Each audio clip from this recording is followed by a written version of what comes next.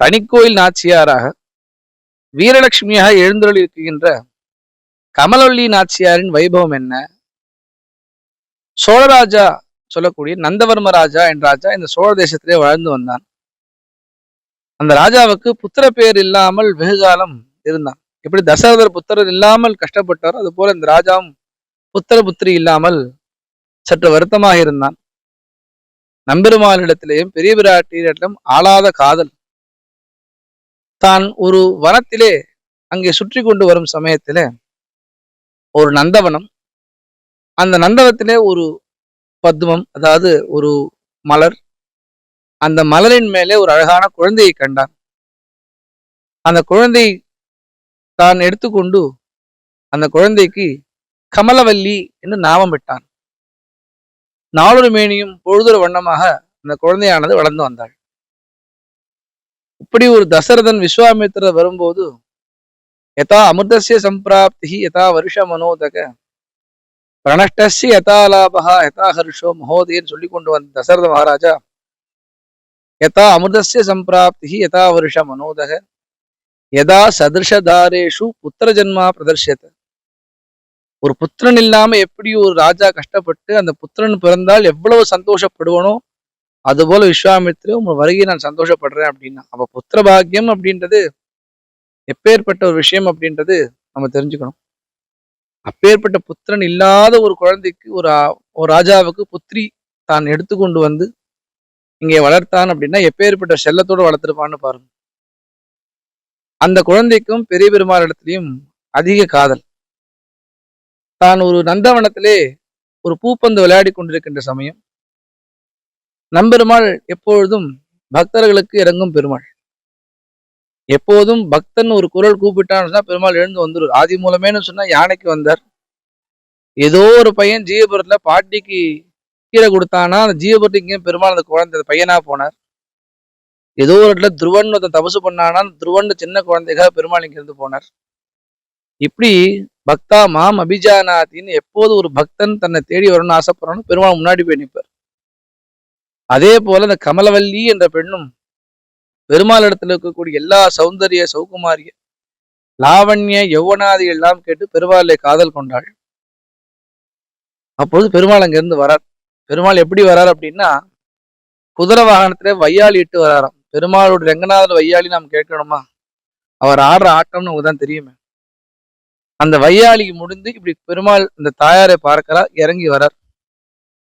அங்க குதிரையுடைய திவானாக கருட பகவான் வரார். தோழிகள் எல்லாம் ஏதோ ராஜா வரா நினைச்சுன்னு ஓடி போயிட்டா. கமலவல்லி நாச்சியார் மட்டும் அங்க இருக்கா. யாரோ வரா, ஒரு ராஜகுமாரன் வரான்னு பார்க்க தலை குனிஞ்சிருக்கா. கருட பகவான் அப்படியே தாயாரிடத்துல போறார். நீ யாரை தேடின்னு இருக்க அப்படின்ற.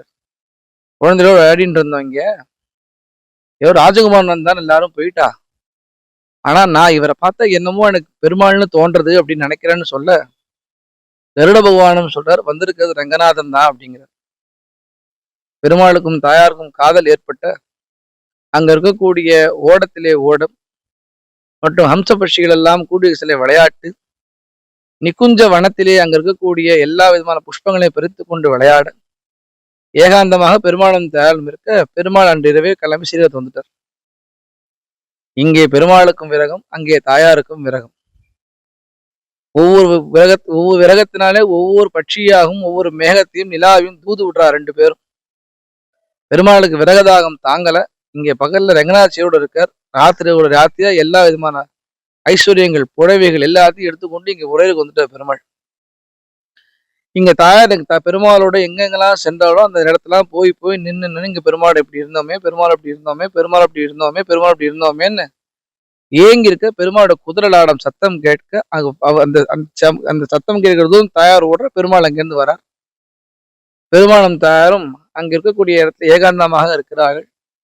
நந்தவர்ம ராஜாவே அங்கிருந்து வரான். ஏற்பட்ட திவ்யமான சேவை எனக்கு கிடைக்கணும்ன்றதுக்கு எவ்வளவு காட்சி நான் காத்து கொண்டிருந்தேன் அப்படின்னு சொல்ல பெருமாளும் தாயாரும் அழைத்து கொண்டு போய் இங்க திருக்கல்யாண உற்சவம் பண்ணி வைக்கிறான். அந்த நாள் தான் பங்குனி மாசம் ஆஸ்லேஷா நட்சத்திரம். இன்றளவு இந்த பங்குனி மாசம் ஆஸ்லேஷ நட்சத்திரம் பெருமாளிங்கும் தாயார கல்யாண உற்சவ வைபவம் நடக்கிறது. அந்த சேவை நித்தியமும் கிடைக்கணுன்றதுக்காக பெருமாளும் தாயாரும் பிரார்த்திக்க பெருமாளும் தாயாரும் இங்க மூலவராக சேவை சாதிக்கிறார். வடக்கு நோக்கிய திருமுகம். பெருமாளும் தாயாரும் மிக ஏகாந்தமா இருக்கக்கூடிய சன்னதி. கல்யாண திருக்கோல சேவை. மித்த ஊர்லயான்னு பார்த்தா யாரோ 2 பேர் இருந்துட்டே இருப்பா. வாசுதேவ சங்கர பிரத்யும்னன் இருப்பா.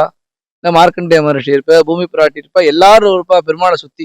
இல்ல சூரியன் சந்திரனாவது இருப்பா அந்த இடத்துல.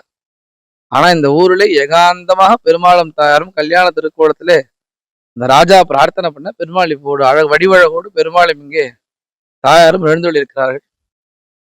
ஆயிலி நட்சத்திரம் தாயார் பிரத்யட்சமாக உணர்றா. ஆயுள் நட்சத்திரத்தில் யார் பெருமாளை சேவிச்சுட்டு தாயாரை சேவிச்சுட்டு அர்ச்சனை பண்ணிட்டு போறாளோ அவ எல்லாரும் கூடிய சீக்கிரம் கல்யாணம் ஆறதுன்னு நம்பிக்கை இன்றளவு நடந்துட்டு இருக்கு. தனிக்கோயில் நாச்சியார் அந்த வீரலட்சுமின்னு பேரு தாயாருக்கு. எல்லா விதமான உற்சவங்களும் இங்க தாயாருக்கு மட்டும்தான் நடக்கிறது. தை மாசத்துல இருந்து ஆரம்பிச்சு மார்கழி மாசம் பர்யந்தம் எல்லா உற்சவமும் இங்க தாயாருக்கு மட்டும் நடக்கிறது. வார வாரம் வெள்ளிக்கிழமை சுக்கிரவார புறப்பாடோடு தாயார் இங்கே அழகாக சிம்மாசனத்திலே ராணியை போல அமர்ந்து கொண்டு இந்த ராஜ்யத்தை பரிபாலனம் பண்ணிட்டு இருக்கா. இப்பேற்பட்ட கருணையுள்ளம் கொண்ட நித்திய யௌவனமா இருக்கக்கூடிய எப்போதும் பார்த்தா சின்ன பொண்ணு மாதிரியே தான் இருப்பா. ஸ்ரீரங்கத்தை போனெல்லாம் வயதான பாட்டி இப்படி போல ரங்கநாச்சியார் இருப்பா. இந்த தாயார்ல வந்தீங்கன்னா நித்திய யௌவன மூர்த்தி தாயார் இன்னும் அழகா ஒரு சின்ன பொண்ணை போல அமர்ந்திருப்பா. இந்த சோழ தேசத்துக்கே ராணி.